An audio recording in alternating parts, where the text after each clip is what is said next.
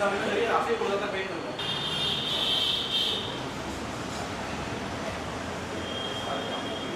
இந்த கட்டு பேருக்கு தாடை கட்டு.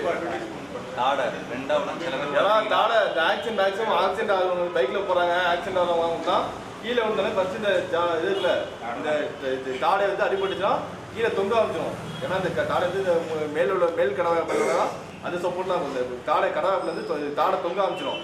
அதை நம்ம சப்போர்ட் பண்ணுறதுக்காண்டி இந்த கட்டு போடுறது. ஒரு இடத்துல வந்து ரத்தம் வந்து நிற்காம வந்துகிட்டே இருக்கும், வலிச்சுக்கிட்டே இருக்கும்.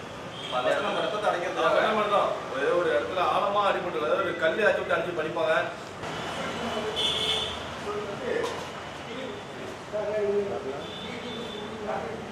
ரொம்ப அழுத்தம் கொடுக்காம காஞ்சிக்கிறேன். இப்போ நான் தான் அவர் ஒரு காப்பாற்றுறதுன்னா இங்கேருந்து ஒரு அந்த வண்டியை கூட்டி போகிறேன் அப்படின்னா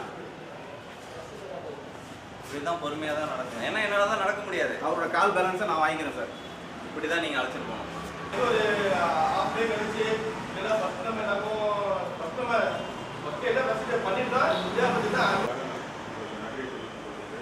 மீண்டும் மீண்டும் இது போல நாங்கள் கேட்கும்போது எங்களுக்கு இந்த மாதிரி ஒரு வாய்ப்பை ஏற்படுத்தி கொடுக்கிறோம்.